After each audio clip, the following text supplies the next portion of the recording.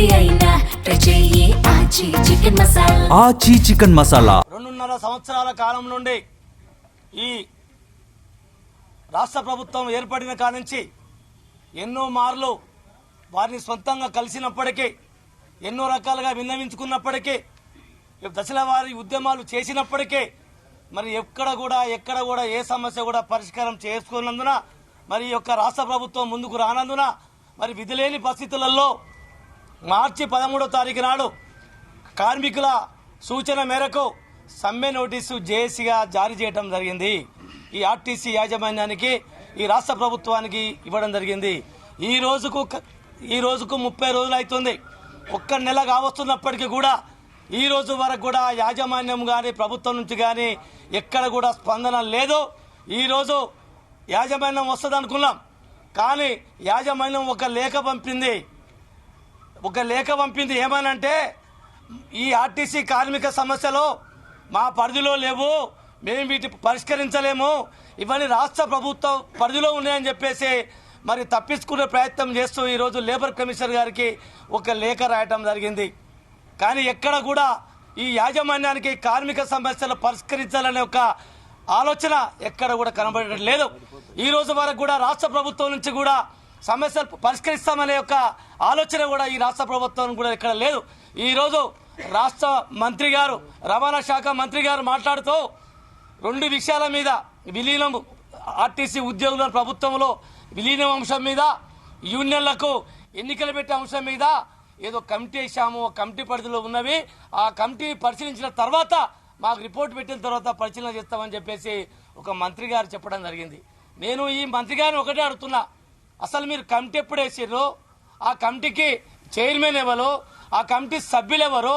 ఆ committee copy ఒక్కటి ఏమైనా ఉంటే ఆ కమిటీకి సంబంధించినటువంటి లెటరు మరి రేపు ఈ కార్మికులకు ముందుకు మరి రాష్ట్ర సమాజానికి, తెలంగాణ సమాజానికి మరి వెంటనే వాటిని బహిర్గతం చేయవలసిందిగా జేఏసీగా మేమంతా మీ మంత్రి గారిని అడుగుతా ఉన్నాం.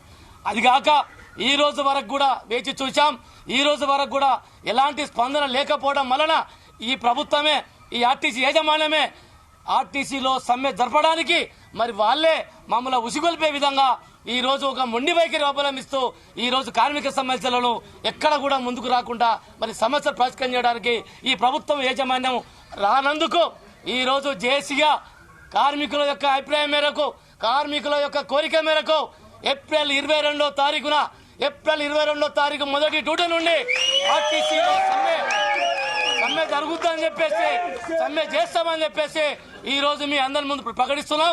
ఈ రోజు ఒక్కటే మేము చెప్తా ఉన్నాం, 40,000 మంది, 39,500 మంది ఈ రోజు జేఏసీ వెనుక ఉన్నారు. ఎవరి వెనుక లేరు. ఇప్పుడు ఆర్టీసీలో ప్రతి సంఘంలో ఉన్నటువంటి కార్మికుడు జేఏసీ వెనుకాల ఉన్నారు. రేపు రాబోయే రోజులలో కార్మిక వర్గం అంతా ఈ జేఏసీ అడుగుదలలో ఉన్న తప్ప ఎవరి వెనకాల లేరు. మీరు ప్రభుత్వం ఎవరన్నా కొంతమంది కార్మిక ద్రోహుల మాటలు నమ్మి మీరు వేరే విధంగా ఆలోచన చేస్తే మీరు ఖచ్చితంగా సమ్మెను ఎదుర్కోవాల్సి వస్తుంది. సమ్మె 100% విజయవంతం అవుతుంది. కాబట్టి సమ్మె చేయకుండా సమ్మె నివారణ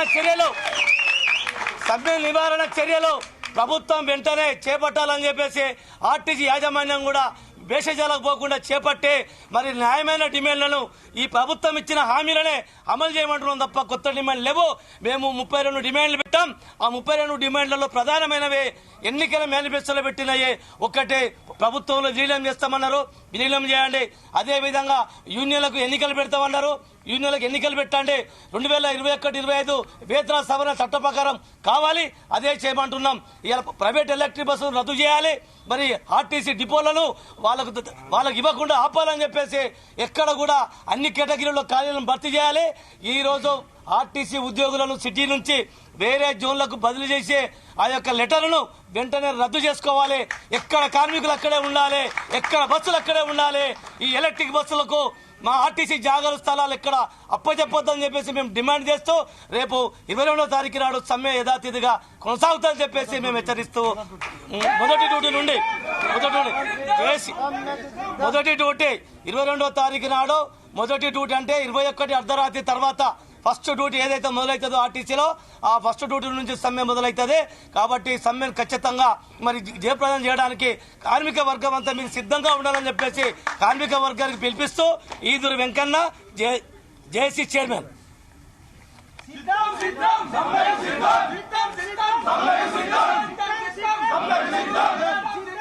ఈరోజు యాజమాన్యం గవర్నమెంట్ బలవంతంగా ఆర్టీసీ వాళ్ళని రోడ్డెక్కించింది. ఇవాళ సమ్మెకి బలవంతంగా పంపిస్తున్నది.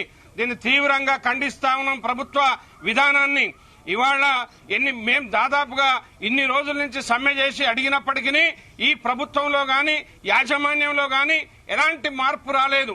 ఇద్దరు కూడబలుక్కొని ఆర్టీసీని నిర్వీర్యం చేయడానికి, ఆర్టీసీ ఉద్యోగులని ఇవాళ ఇబ్బంది పెట్టడానికి, ఆర్టీసీని ప్రైవేట్ పరం చేయడానికి, ఆర్టీసీని ఇవాళ ఇబ్బంది పెట్టే పరిస్థితిలో తీసుకొచ్చింది. దీనికి మొదటి నుంచి కూడా అనుమానాలు వ్యక్తం చేస్తూ మేము ట్రేడ్ యూనియన్ పంతాలో ఎన్నో ఉద్యమాలు చేసినా, ఎవరు మాట్లాడినా, ఇవాళ అసెంబ్లీలో ప్రతిపక్ష నాయకులు మాట్లాడినా గానీ ఇవాళ జవాబు చెప్పని పరిస్థితి. ఇవాళ మంత్రి గారు చెప్తా ఉన్నారు. ఇవాళ ఏం చెప్తా ఉన్నారంటే నేను కమిటీ వేసినా, ఆ కమిటీ రిపోర్ట్ వచ్చినాక అంటున్నాం. అయ్యా మంత్రి గారు, కమిటీ వేసినావా? జీవో నెంబర్ చెప్తావా?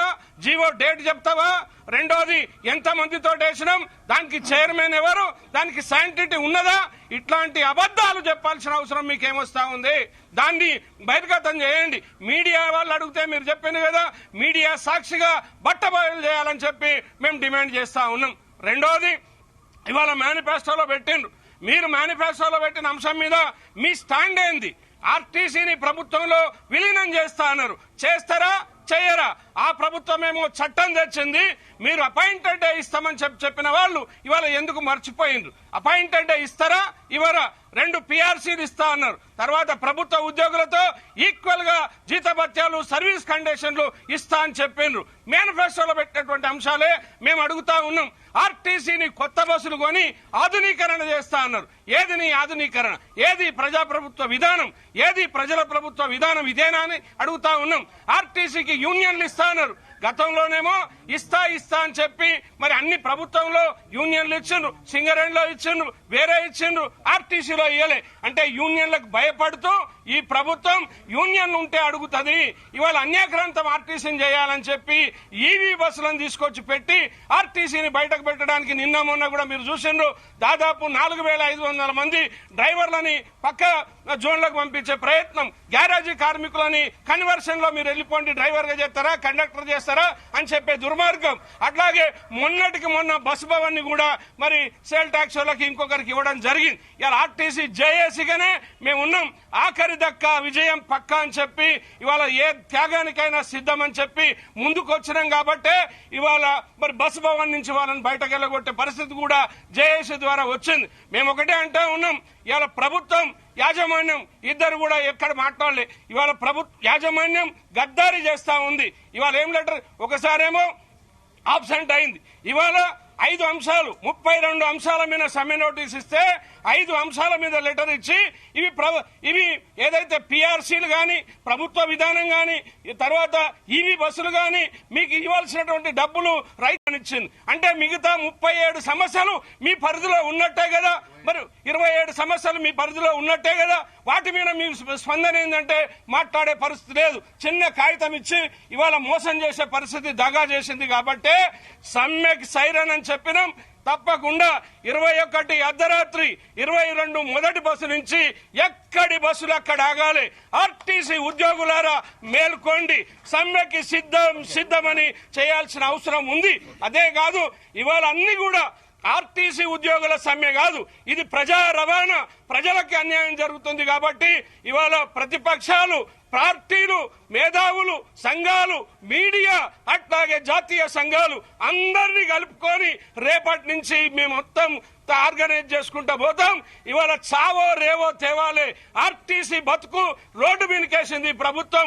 డెఫినెట్ గా ఈ ప్రభుత్వానికి తగిన చెప్పి పరిష్కారం చేయడానికి కార్మికులంతా సిద్ధం కావాలి.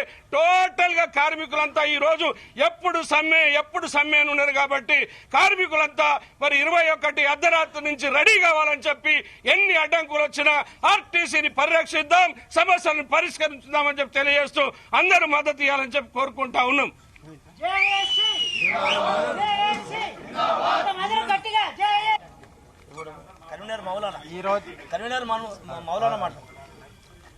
ఈరోజు లేబర్ కమిషనర్ దగ్గర ఏదైతే చర్చలకు రావడం జరిగింది, మరి వాస్తవంగా మేనేజ్మెంట్ వచ్చి చర్చలు సానుకూలంగా స్పందించి చర్చల పట్ల మరి పరిష్కరించాలనేటువంటి ఎంతో ఆశలుండే. కానీ ఈరోజు యాజమాన్యం మరి రాక ఏదో ఒక లెటర్ పంపించడం జరిగింది. మరి ఆ లెటర్ ద్వారా కూడా ఈ సమస్యలు మా పరిధిలో లేవనేటువంటి చెప్పడం జరిగింది.